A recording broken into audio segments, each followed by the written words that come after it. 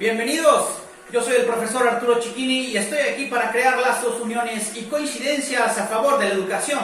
Pero particularmente el día de hoy estoy aquí para ayudarte a hacer tu tarea en la asignatura de Historia, particularmente en el tema Herencia Cultural, Herencia Desigual.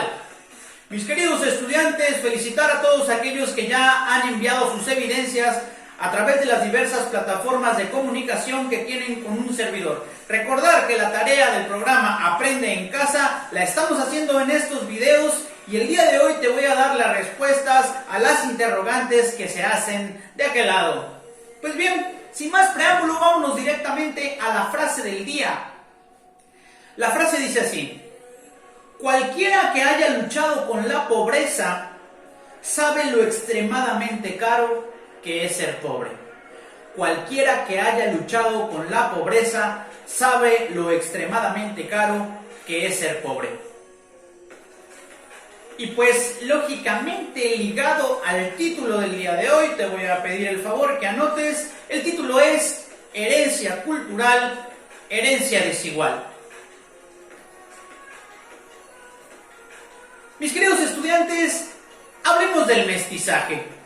¿Alguna vez has ido a una fiesta patronal? ¿Alguna vez has comido mole? ¿Alguna vez has roto la piñata o bailado danza tradicional en la escuela? Bueno, pues el mestizaje, al ser una fusión y una mezcla de razas y culturas diversas, nos da desde luego una identidad única como mexicanos. Y la herencia del virreinato, hablando de esta fusión al más puro estilo de Goku y Vegeta, pues nos hace únicos e inigualables como país. El mestizaje, pues es una combinación de elementos indígenas, europeos, asiáticos y africanos. Y bueno, lo podemos ver en algunas expresiones o manifestaciones en arquitectura, pintura, gastronomía, música, lenguaje, danza y vestimenta. Les voy a dar un dato. Durante la evangelización, la pintura, el teatro y la danza se utilizaban para enseñar la fe cristiana. Resultado de esto, pues tenemos por ejemplo las pastorelas o las peregrinaciones.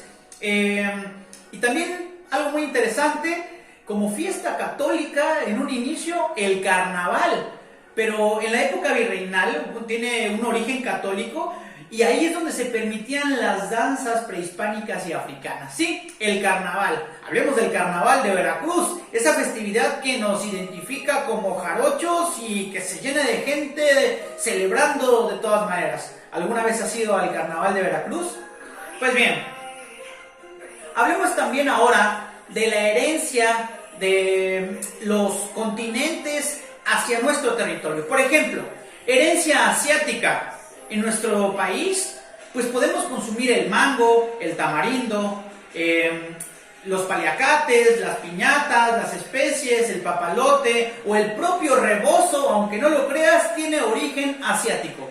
Por su parte, origen africano, podemos encontrar el son, el jarabe, el fandango, la marimba, el tambor de fricción, hablando de música, y también el nombre de algunos lugares como Mandinga, Yanga, Mocambo, palabras que tienen su origen en el continente africano, pero que las ocupamos en la vida cotidiana.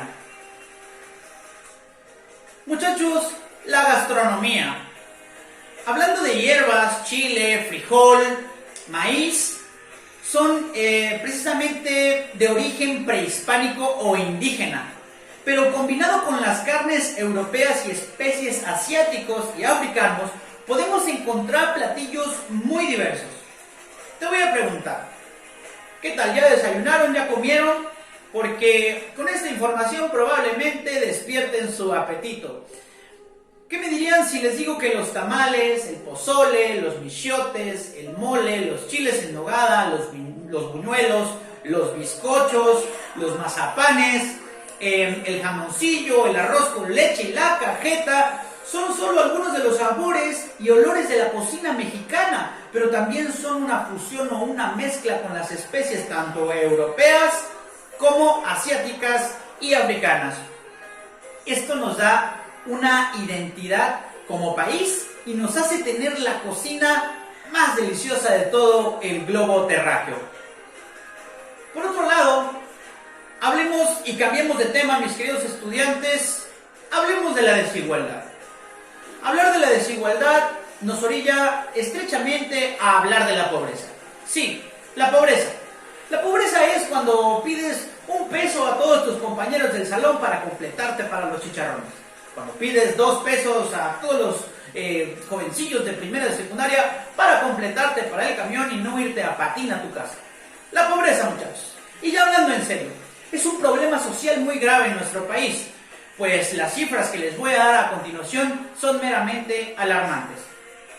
La herencia del mundo virreinal o de la época virreinal que inició en 1521 y terminó en 1821, pues también dejó como huella un país extremadamente desigual con muchos pobres.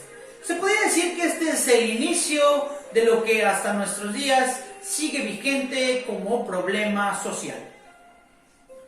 Por ejemplo, de acuerdo a las instituciones de gobierno, podemos encontrar 3 tipos de pobreza. En primer lugar está la pobreza extrema o alimentaria, que es cuando las personas no tienen ingresos suficientes que les garanticen una alimentación mínima. Por otro lado, en segundo lugar, podemos encontrar la pobreza de capacidades, y es cuando una población está en condiciones de satisfacer sus necesidades de alimentación, pero no de educación y salud. Y por último podemos encontrar la pobreza patrimonial, que es que las personas pueden cubrir su alimentación, educación y salud, pero no para vivienda, vestido, calzado y transporte. Mi querido estudiante, si el día de hoy tú te despertaste, abriste el refrigerador, mamá o papá ya tenían el desayuno listo y pudiste desayunar sin ningún tipo de complicación, siéntete afortunado y agradecido con tus padres, porque el día de hoy tener un plato de comida en la mesa es meramente una bendición. Bien, hablemos de zonas marginadas. Se dice que en México hay 185,000 localidades pobres y los estados más pobres de nuestro país son Chiapas, Guerrero y Oaxaca. Hablando de marginación, un 4% de la población indígena no sabe leer y escribir. Y pues desde luego su desarrollo en educación es mucho menor. En nivel de salud, pues ni hablemos. Y en nivel de ingresos la situación se pone todavía más difícil. Muchos indígenas migran en busca de mejores oportunidades. Hay analfabetismo, hay desempleo y sobre todo que en los lugares de origen donde particularmente el campo es la actividad económica pues que los puede orillar a salir de la situación de pobreza, en estos momentos se encuentra prácticamente olvidado. Bueno, mis queridos estudiantes, así de sencillo hemos llegado hasta la tarea del día de hoy. Voy a dictar las preguntas que se sugieren en Aprende en Casa y aquí mismo vamos a dar las respuestas sugeridas por si quieres anotarlas en tu libreta. ¿Qué te parece? Pregunta número 1. ¿Qué porcentaje de la población se encuentra en el sector de pobreza? ¿Qué porcentaje de la población se encuentra en el sector de pobreza? La respuesta, mi querido estudiante, pues el 41.9% de la población. 41.9% de la población. En México, 52.4 millones de personas viven en situación de pobreza. Verdaderamente alarmante, ¿verdad? Pregunta número 2. ¿Qué acciones hacen falta para erradicarla? Hablando de la pobreza, ¿qué acciones hacen falta para erradicarla? Respuesta sugerida. Pues las acciones son políticas públicas destinadas a combatir este problema social. ¿Sí? Políticas públicas que vayan encaminadas también a un desarrollo integral de las familias. Si bien es cierto, los apoyos como becas, empleos, créditos y desarrollo de infraestructura en general pueden apoyar, se necesita verdaderamente combatir este problema de raíz incentivando desde luego el lugar donde viven las personas en materia de educación, de salud, de infraestructura y de servicios básicos. Y desde luego también apoyándolos con los programas sociales como becas, generación de empleos, créditos, etc. Este es solo uno de los mecanismos para sacar a las personas que viven en la pobreza a un nivel de vida más digno. Pregunta número 3. ¿Consideras que en tu comunidad la gente tiene acceso a una vida digna? ¿Consideras que en tu comunidad la gente tiene acceso a una vida digna? Vaya pregunta, ¿qué es una vida digna? Bueno, tomando en cuenta los 3 niveles de pobreza que acabo de citar, puedes generar una respuesta individual. Sin embargo, te voy a dar una respuesta sugerida. Bueno, pues podemos decir que sí. La mayoría de las personas que viven en mi comunidad tienen un empleo que les permite satisfacer sus necesidades básicas. Sin embargo, hay muchos otros que apenas si cuentan con lo necesario para vivir al día. Ojalá te puedas identificar con esta respuesta, bueno, porque esta respuesta depende del lugar pues donde vivas y cómo se desarrolla la comunidad en la que te tocó vivir. Bien, ¿qué haría falta? Sería la última pregunta. ¿Qué haría falta?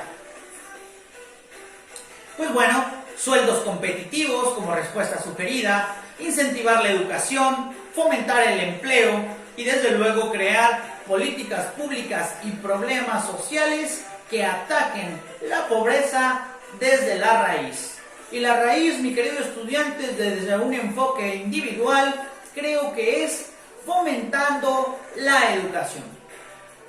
Si el mexicano estuviera bien educado, sería la herramienta fundamental no solo para combatir la ignorancia, sino para incentivar el desarrollo de todos como comunidad. Los valores universales serían entendidos por todos los mexicanos y probablemente seríamos un país más empático, preocupado por los que menos tienen. Mis queridos estudiantes, hasta aquí el video del día de hoy, hasta aquí la clase. Espero estas respuestas hayan sido de utilidad y este tema pues haya dejado un aprendizaje significativo en ustedes. Yo soy el profesor Arturo Chiquini y te deseo que conserves ese traje del buen humor y el perfume de una sonrisa. Que vivas, pero que también dejes vivir. Nos vemos la próxima.